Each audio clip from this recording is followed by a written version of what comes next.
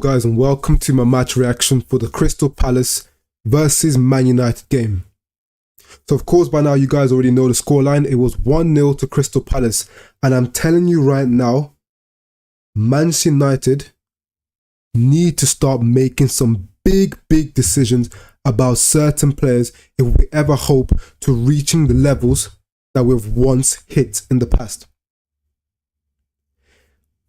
How can the game improve so drastically after dropping one of our main stars in Marcus Rashford to the bench, or should I say being subbed off to the bench, and Garnacho replaces him?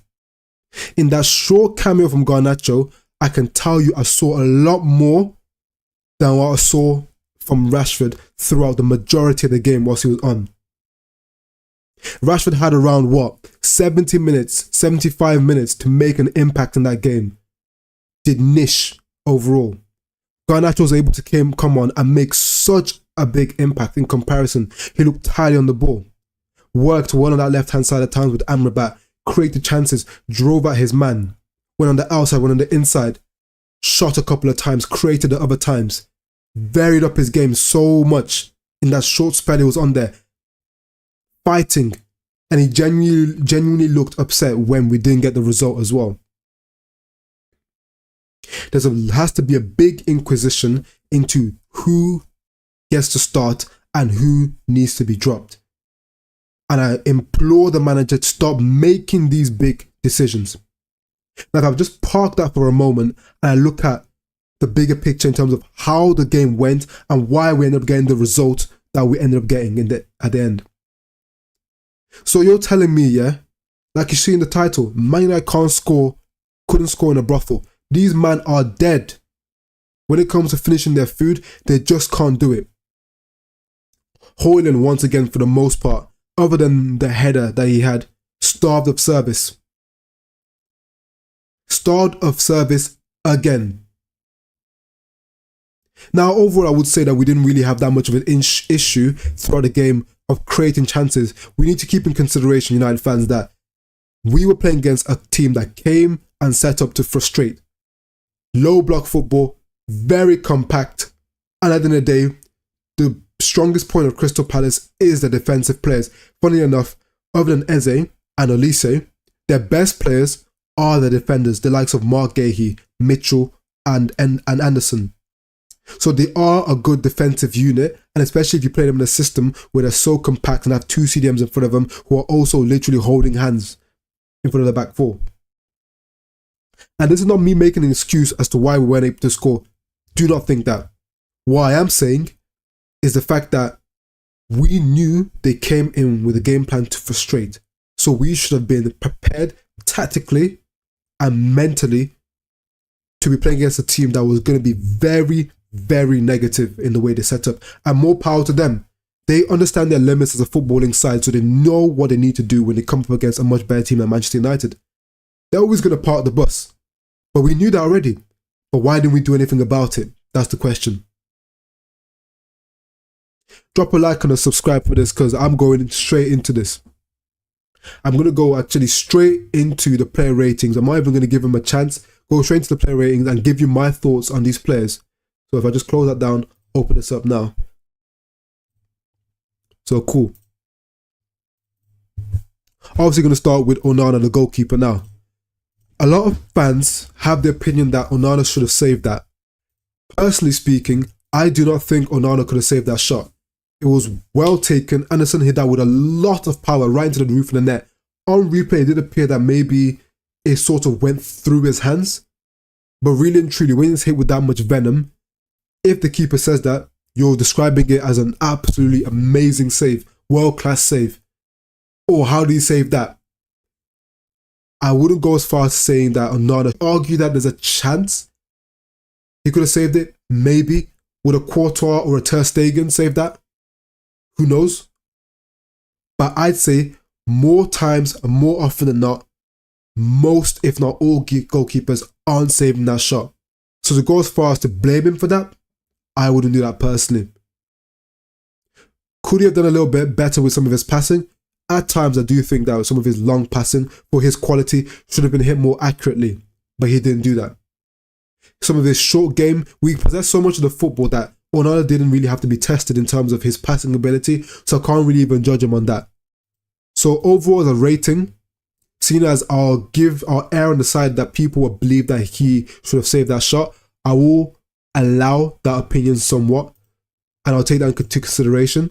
So it'll just be a 5 from me for Onana. He didn't do anything drastically bad, made 1 or 2 decent saves, but Palace did nothing. This was a game that was very much down to Manchester United doing what we needed to do and imposing ourselves on them and scoring. But like I said, and I'll say it again and it will be said again, we cannot score when it comes down to it. We just can't do it. The amount of balls into that box, Dalot putting it in for Mason Mount, missing. Højlund, the header. Yes, it wasn't the easiest header in the world, but cool. You are meant to be the number 9. I'm sorry, but if you head that down towards that near post, the guy's not saving it. Sam Johnston is not a world-class goalkeeper. Most of the shots that were aimed at him, a decent keeper, Premier League caliber, has to be saving it. None of the shots really that we had at the goal tested the goalkeeper. We did not test the goalkeeper nearly enough, so that's why we didn't score. We created chances, but typically the end product was poor. Shots straight at the keeper, too weak. Just poor over the bar from close range from Mason Mount is just not good enough. Until we start to put the shooting boots on, we only scored 58 goals last season, and you wonder why we were not able to put more games to bed. I don't even know how we managed to get 3rd position, not being able to score goals. And if you keep in mind how we're playing this year, we can't keep teams out the way we used to, but at the same time, we're not scoring goals. If we don't sort this striker situation out and the situation with our wingers, we are in for a long season. I'll tell you that right now for a fact. Going to the next guy now, Dalot. Dalot was definitely one of the better players this week. He was definitely one of the better players today. He created several different chances. He was great defensively. Going forward, he did very well. He did his job very well going forward as well. Created chances, chance after chance after chance. He was basically playing by himself on that right wing for the first, 60 minutes till Pellistri came off. I'm sorry. We'll get into him at some point. I know he's a young player. I know he hasn't played enough for Man United. But Pellistri, you United fans need to stop it with this guy. He is all right. Maybe he'll develop into being a good player, but Pellistri is no better than all right. Stop saying he should play over Rashford. Stop saying he should play over Anthony, over anyone. He's not better on Ghana. He is genuinely the worst winger. And I don't want to go into him too much. He doesn't get to play enough football for us. He only really gets to play football when he goes to Uruguay. I'm not going on to him like that, but I don't like when people speak on a player's qualities and the best ones being the fact that he runs and works hard. There's a Manchester United, you work hard as a bare minimum at the elite level of any sport, but you need to have top level quality or elite level quality minimum, especially in attacking areas. And he does not do it. Gets bounced off the ball. I see poor touches. Doesn't put any balls in. Doesn't ever get a shot off. But he should be starting for Man United. Dalot was great the whole game. Defensively, going forward, he did his job. Up and down, up and down, up and down. Because like I said, he didn't have any support on that side for the most part. I'm going to give Dalot a very solid 7 again. And he's become a consistent streak from Dalot doing his job on that right-hand side. But sadly, until we get a solid right winger that is actually giving Dalot a platform to continue doing better, Dalot's sort of isolated. He's doing the job of a fullback and he's actually our best outlet as an attacker as well. So he's literally doing the job of the right winger and the right back all at the same time. He needs help. But luckily for us, again, Dalot with a positive performance and hopefully continues this again. He's one of the few players that actually consistently throughout the game, even after Crystal Palace scored, still performed and did his job. Next one, Lindelof. This guy, I'm seeing him at times getting bullied by Mateta. The minute they scored, typically for Man United players, we call him ice cold because he's a Viking, innit? Swedish. But I've never seen a Viking get pushed off the ball like that. Man gets punched up by everyone, pushed off the ball by Mateta. I'm seeing him the minute that Crystal Palace score, misplacing easy passes into midfield. Why? Yes, there was a couple of good moments, like some defensive headers over under the ball. Overall, he was decent on the ball. But Lindelof, again, I just don't understand what's wrong with this guy. At times, Lindelof looks so solid. People start calling him the Iceman again. Then all of a sudden, out of nowhere, the Iceman melts. I just don't know what's wrong. with Lindelof. He's far too inconsistent, and this is why he'll never move beyond being a substitute centre-back, because you cannot trust him in the big moments. We need to concede a couple of times because of his weakness. He's too easy to bully. How can you... The guy's 6'2", but he gets bullied so easily. I just don't get it. Lindelof, for me, is just no more than an average 5. Bullied far too easily. The minute they score, his great passing from the start of the game automatically just disappeared because he lost his mentality. He lost his steel the minute they scored, and that's not good enough at this level. Don't know why he gets called the Iceman. We need to make a new nickname for this guy because he melts far too easily. Next person I'm moving on to. Boom. Varane. Varane, again, solid throughout the game. One thing I like about Varane in comparison to our other centre-backs, this doesn't get spoken about enough. Varane is a lot better on the ball than you guys give him credit for.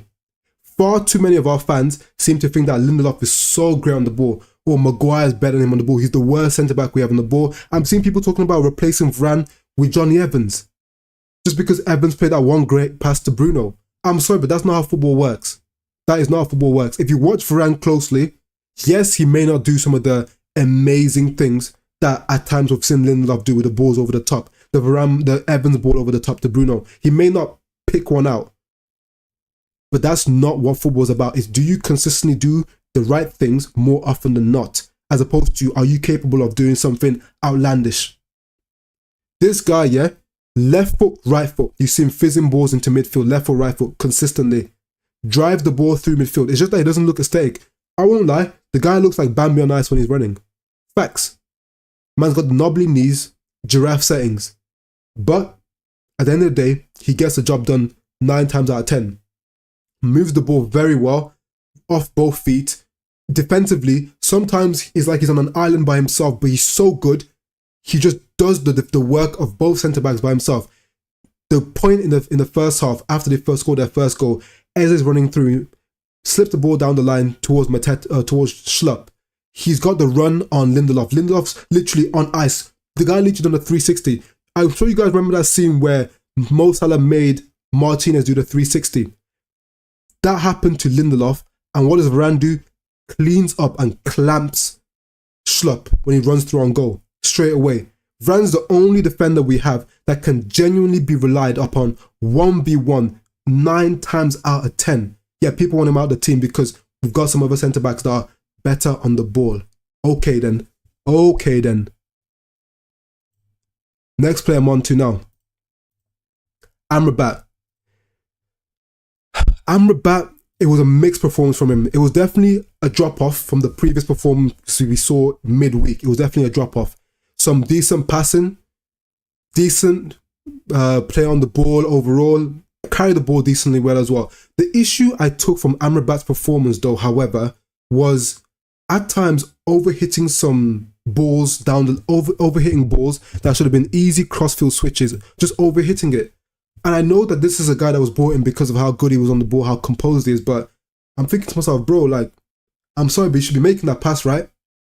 And he overhits it. I know he's not up to full match fitness, so I'll give him the benefit of the doubt, and he did play some decent balls. Another thing that I noticed, but we probably need to see more of it as fans, did you guys not think to yourselves that he looks a little bit slow at times? Is it a match fitness thing? Because I know we've all seen that clip of him running down Mbappe like he owed him change.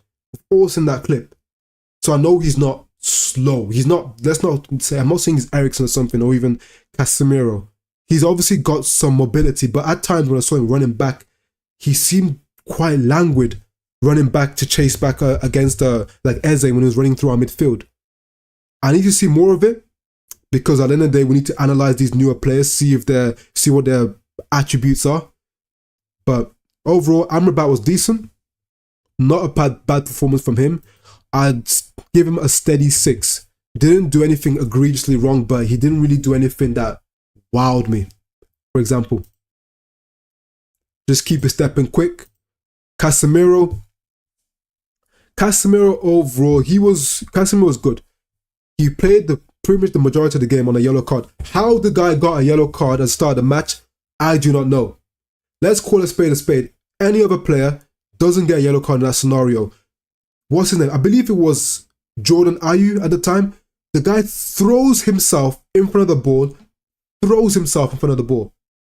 to literally make sure that there's contact between him and Casemiro. He bought that foul and he sold it to the ref, and the ref put all his stocks into that foul and then gave Casemiro a yellow card. I'm sorry, but let's call it a spade. That wasn't a yellow card, but cool. They gave Cas a yellow card, but he played the majority of the game, about 80 minutes of the game, on a yellow card, and we know the kind of player he is, very combative, and he was still able to make crucial challenges without getting the next yellow card. There was some good bits of passing, but just like the rest of the team, the minute they scored, his passing went off the rail. Luckily, I'm hoping that Ten Hag ripped into the players because they started the match, the second half, back on it, passing, and it looked a lot better. However, I was starting to see, for whatever reason, I don't like too much rotation in the front line. Why was Casemiro, our DM, one of our best players, probably the best player we have as a goal threat attacking crosses, at the right wing position? I'm sure you guys were seeing it. Where Dalot is normally, or you would find the right winger be, Casemiro was there instead of being in the box. And I'm seeing him try to dribble. I'm like, Cas, bro, no, we all know you can't dribble, bro. Why are you there? I don't know what's going on with the positioning at times, but that's not a fault on him. We just need to make sure we're doing the right things more often than not, because that's why we're getting popped by teams like Crystal Palace, who are so crap. Look at their front line. Ayew, crap. Schlupp is crap. Mateta is crap. The only decent player they have in the front four, front five is Eze. That's the only good player they have. I just don't understand what is going on. Casemiro, for his level, I'll give it as just being a 6. But Casemiro's 6 is probably like a 7 for other players, because I know he's world class. So this is just a slightly above average performance for him, because there's levels that he can go to. It's not because he was poor. It's because I rate him slightly differently than I rate other footballers. Mason Mount. Again, another player that was great in the first half. Again, the key point being, before they scored, almost all our players looked great. But the minute they scored, what happens? Like a switch goes.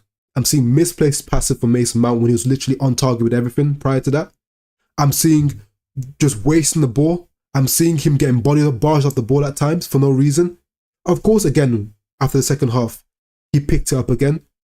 But I cannot excuse that header he missed. Dalot did great work to get the ball past Mitchell, flashed the ball onto his head, great pace on the ball. All he needed to do was direct it towards the bottom or top corner, and it's a goal. And then, what happens? Guy just heads it over the bar.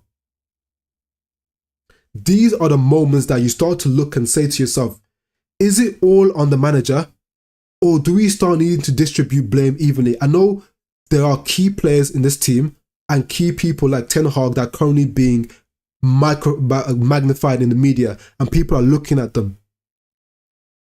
Ten Hag people are looking at because of the style of play. We don't create enough chances. We don't score enough goals. Cool. People are looking at Bruno. People are looking at Rashford. But why don't we start looking at the collective, how people are performing in general? Because Mount has to be scoring that. Because if the players that people really hate, people don't like Mount the most necessarily, but if the players that people really hate, the Brunos and the Rashford, if Rashford misses that, people are calling him 50p head. If Bruno misses that, people are calling him Penandes. So Mount's missing that. He has to receive his lashing as well. You have to score. When you're playing against a low block team, especially a team that was able to field the likes of Mark Gahey and Anderson, they're not the best team in general, but defensively, they've got players that the top 6 sides would be looking at, potentially. So they can defend as a unit. When you have a team that can defend as a unit, you have to make sure that you take the chances you get, because typically, the chances you get are few and far between. We weren't playing against the likes of a Luton Town who has championship level centre-backs. Crystal Palace centre-backs play for the international teams, and also the top 6 teams in the Premier League would want their centre-backs. So you have to take these chances. Frankly, we actually created a lot of chances, Man United, but we just did not put it away. Mount, no better than a 6 today. He was decent overall, but it just wasn't enough, and you have to take your chances. If you want to be a Man United player, at the end of the day, you need to have an element of the clutch gene in you. You don't need to be the same level of, you don't need to be Ronaldo's level of clutch or something. You just need to have the clutch gene to some extent in you. when you take your chances in those positions. Mount is not a defensive midfielder. Mount is an attacking midfielder, which means he should have the qualities to score goals now and again. So he should be taking that. Next player we're looking at now. We're looking at Bruno Fernandes. So this is one of the key players that people are very, very, very much looking in to pinpoint, blame on, and also someone that we're looking at and microscoping on his performance today because we won midweek. So I know the Inquisition has started. Should Bruno be dropped? Should Rashford be dropped? We'll talk about it. Me personally speaking, I wouldn't drop Bruno because I don't think he was that poor today. Is Bruno the best? Is Bruno always the best in every single game he plays? No, he's not. I've seen Bruno play significantly worse than this, give the ball away significantly more times than this. So today isn't the performance to be basing it off. And let's call a spade here. If we didn't play Bruno today, who'd we be playing? Eriksen, legs are gone, off the ball does no work, on the ball does no work. The guy came on, what does he do? Takes a set piece, hits the first man. Comes on, puts another cross in, does nothing with it. Has an opportunity to link up with Casemiro, has no ability to move even 5 yards to receive the layoff from Casemiro. Eriksen, I've always said it, when he's on the pitch, we have 10 men. Before I say we used to have 10.5 men, because I leave half the time when he has the ball, he's great on the ball. But this season, and after he had that injury last season, on the ball, he's not been doing the business. Off the ball, he's always been anonymous. So Eriksen coming on, who actually thinks that Eriksen would be the right person to replace Bruno with? Bruno wasn't great today, but would we replace Bruno with a trash Eriksen who does nothing off or on the ball these days? Or Hannibal who just runs around? So I'm sorry, but until you guys can say with chest who Bruno should be replaced with in this squad who's actually going to make an impact, tell me or forever hold your peace. Because Bruno was not the reason why we didn't lose today. Because if Bruno had that header Mount has, I back Bruno probably scored that header. And we'd be talking about things maybe slightly differently. He wasn't at the races. Quite frankly, you guys talk about Bruno's inability to keep the ball. Maybe if he spammed some more today, we could have created more chances. Because quite frankly, he was a little bit safe at times today. I didn't see him sort of try to play any Hollywood passes. We could have used the Hollywood pass today, I can't lie. We could have used it. I'd almost criticize him in the sense that I thought he was too safe. He was very composed in his passing, which is good. But at times I was thinking, yo, Bruno, bro, can you just, put the ball in, bro? Put the ball in, slip someone through, take the shot from the edge of the box. Sometimes you guys need to take the rough with the smooth. You may not like him overdoing the chance creation things, but when he doesn't do it, you see what happens to us at times. We don't create frequently enough. Next player now. Boom. Rashford. Oh, yo. This guy, This guy. Again, another person. I'll speak on it again. Within the first 20 minutes or so, before Palace scored, the guy looked dangerous. His final ball, or final dribble, final action wasn't the best, but he looked dangerous. He looked on it. He looked like Crystal Palace looked so shook. Ward was on skates. Every time Rashford was at him. Create a couple of chances here and there. Ball got cut out by some decent defending. The minute they scored, it's another person. The rest of the game, man was just eating grass. Rolling around. Holding his ankle. Pulling down his sock. Looking at his calf and that. I'm like, bro, play flipping football, fam. Man's out here just... The minute anything goes wrong for Rashford, it looks like his head just drops. And he went from being someone that was a threat to being a liability. He didn't do much of anything. Didn't create anything.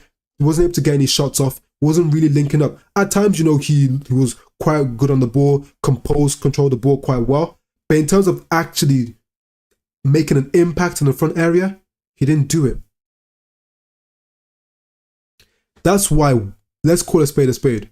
When Garnacho came on, who can tell me that Garnacho didn't look better than him? Who can tell me? Garnacho comes on, what does he do? Immediately starts to cause havoc. We nearly get an own goal off of Mitchell at the back post. He's going outside. He's going inside. Playing it simple. Gets off a shot. Within a 20-minute cameo, Garnacho came on and actually created about 2 chances and got a shot off target. Barely lost the ball as well. And I'm not saying that Garnacho is the second coming of CR7. He seems to think he is. He's a fanboy. We've seen he's got the CR7 underpants. So he fully thinks he's Ronaldo. Hopefully grows into some. If he's half the player in the future, he's done well. But Garnacho's cameo, far more impressive than what we saw from Rashford after Crystal Palace scored. Before, Rashford looked good. Looked like he was on job today. I even said it in my live stream. He looked good. The minute they scored, I was eating grass. So Rashford ain't gonna be a 6 for me, because I rate players like a Rashford differently than I'd rate someone else, because we should know his qualities and experience the amount of time he's played for United. We expect a lot from this guy. Rashford's got to be a 5 from me, personally speaking. You guys tell me what you're thinking in the chat, what your opinions are, but for me, Rashford gets no higher than a 6. Don't forget to like and sub to the thing, and comment as well. Man always reads out the comments, so if you have anything to say, let me know.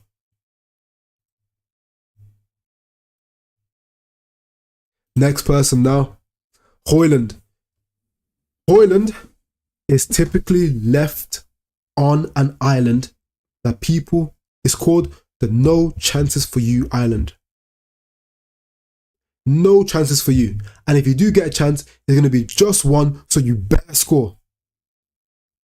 The guy had one real chance this game. And of course, you could argue that if you had a Harry Kane, that one chance probably bags it. Great work from, I believe it was Garnacho. Ball into Højlund. Heads the ball. Decent save from Johnston. But the question I'd have is, cool. Højlund, you could argue, should have been able to head that down towards that near post or higher towards the top corner right in the postage stamp. If he gets that header in either of these 2 corners, Johnston ain't saving it. But he sort of headed it in an easy height for the goalkeeper to just make the save. My thing would be, though, if you're giving someone one chance to score and you're saying to him that if you don't score this, we are dusted and you're dusted, how is that conducive of a proper footballing performance when you're only able to create one good chance for your striker the whole game? The thing is, we actually saw a good play from Højlund today. We saw his strength, ability to hold the ball. We saw him running the channels. We saw him running through midfield. We saw him laying the ball off to the likes of Bruno Odalo on the right-hand side. We saw him do good working. The guy worked bare hard today. He worked really hard. He ran well with the ball, made space for the teammates, won headers. He did all the ugly stuff of being a striker so well, but then the team didn't then repay the favour by creating at least 2, 3, 4 decent chances for him. He had 1. And because he didn't take it, now what's the agenda going to be? That Højlund's not good enough to be our striker because he had 1 chance that he wasn't able to score. Højlund will get a 6 from me. It was overall a pretty good performance from him. I saw a lot of good stuff, a lot of things that, again, is telling me that his overall performance is good. Of course, we'll need to see more of the goal scoring, but that's the thing. I want to see how good he is from long shots. I want to see how good he is 1v1 with the keeper, running down the goalkeeper 1v1. I want to see more of his positioning in his box for crosses. I want to see more of these things that allow someone to be judged. You need to see more of these things that allow you to judge a striker. But we've seen a lot of his off the ball or hold up play. We've seen a lot of that. But in terms of his actual technique in front of goal, attributes as a striker, the heading, the runs to the near post, back post, the different shot selection, we've not seen that yet. And that's because he doesn't get enough chances created for him. So Højlund is a 6. And we move on to the last guy. So Pellistri. Personally, talking about Pellistri, all this Pellistri hype just needs to stop. Pellistri hype needs to stop. I'm not blaming anything on him. There are no agendas. But the Pellistri hype needs to stop. Absolutely needs to stop. I'm very much getting tired of Man United fans overrating players just because they're young. I'm sorry, but there are loads of young players in football. Do people not realize there's bare young players in football, right? Is he even that young? Let me even just have a brief look. I'll just quickly look. How old is Pellistri? Because we've had him for a couple of years now. How old is he? The guy's 21.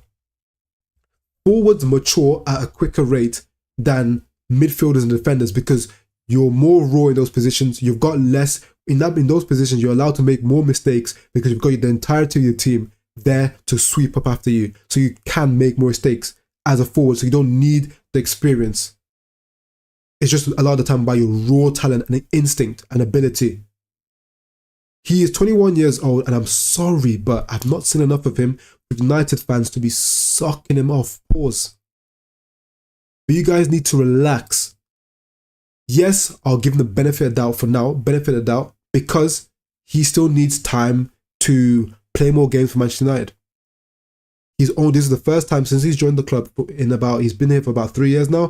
This is the first time he's actually started 2 back-to-back games for Manchester United. So that tells you how little game time he's had.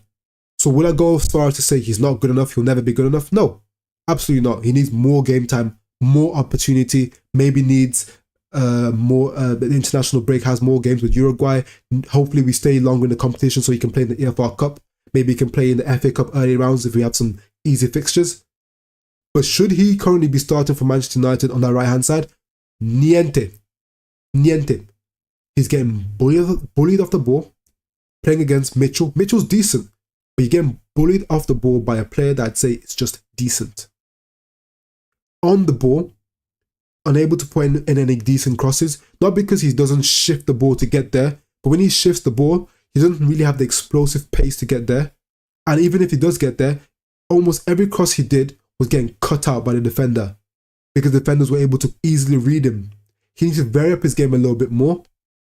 There are some decent signs that he could be something pretty good in the future, but let's call a spade a spade. He's 21 now. Unless he really starts to ascend as a player within the next 2 or 3 years, will he make it at Manchester United? I'm still yet to see whether he'll make it at Manchester United. I've not yet seen enough qualities from him that tell me that he's got the ability to hold down that right-hand side for the next years to come. Honestly speaking, I wasn't impressed with Pellistri's performance today. He looked so easy to play against him. I tell you right now, Mitchell, if you were to ask him, he'd love to play against Pellistri every single week. Tasty, good food. He was good food today for Mitchell. Next player I'm going on to. Boom. Tony. He came on briefly for a couple of minutes, couple of decent touches. Typically, didn't create any chances for the striker, so he didn't even have an opportunity to shoot the ball. Flat 5, came on, didn't have anything to do. Next player. Garnacho. He made a genuine impact when he came on. In a small cameo, he was far better than Rashford was after they scored their goal, and he seemed to just lose his way during the game. Again, he showcased his ability to go on the outside and go on the inside. The guy was having Ward on ropes. The guy was absolutely used. Ward was terrified of Garnacho the entire time he came on. Outside, inside, created chance. I think he created about 2 decent chances. One was nearly an own goal. One for Højlund, who you could argue should have done maybe a little bit better with the header. Got a shot off as well. Well, the shot wasn't the best, but it was a shot on target that he created from a decent opportunity that he worked himself. Looked composed on the ball, didn't lose the ball.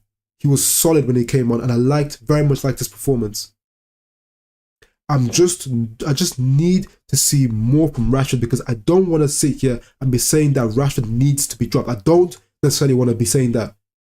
Because let's actually be real here. Man United do not have a wealth of forming talent. You could argue that in terms of innate ability, Manchester United have quality wingers.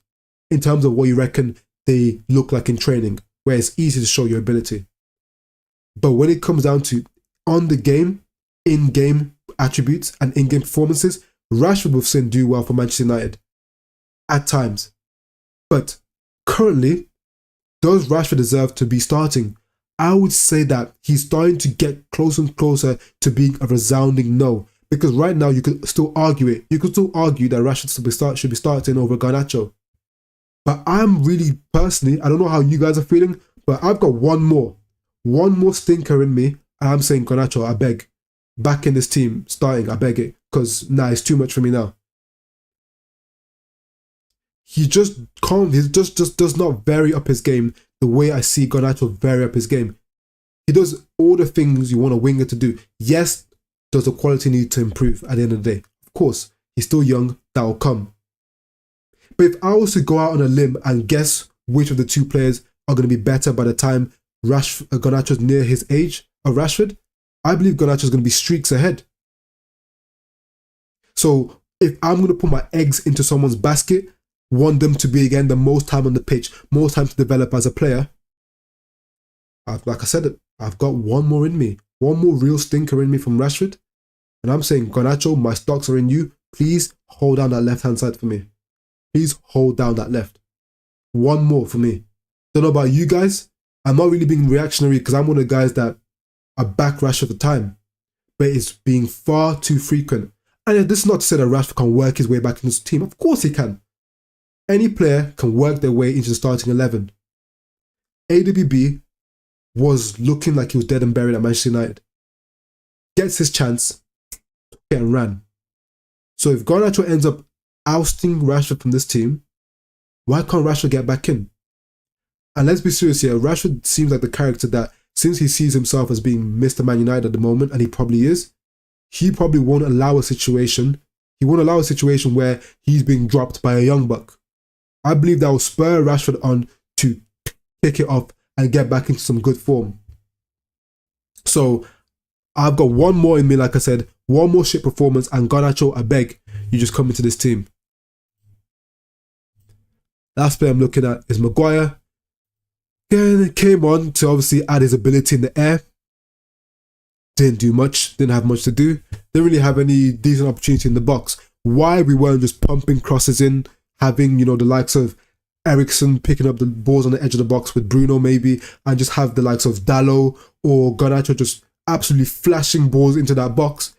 I don't know. Why put Maguire on at the end of the game and you're not going to absolutely pump the box full of crosses?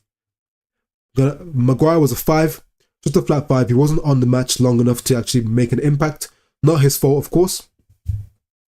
That has been my match reaction and my player ratings. United have a long way to go, and until we start scoring goals, we are going to be in for a very long season. If you're watching, make sure to like, comment and subscribe, because I'm going to be making plenty of United content. And I'll say again, I'm looking for more people. I'm looking for people who are going to come on the show and do footy talk with me. Different types of shows with me, whether it's rival fans or Man United fans. Tell me in the comment section if this is something you're interested in. If you've got gear, it don't have to be high quality gear, just decent gear, decent internet. Don't want no McDonald's internet, yeah? Decent gear. Feel free, you can jump on and we'll have the footy talk. We'll be doing streams and shows every single day. Love from United Enigma, but it's going to be a long season, man.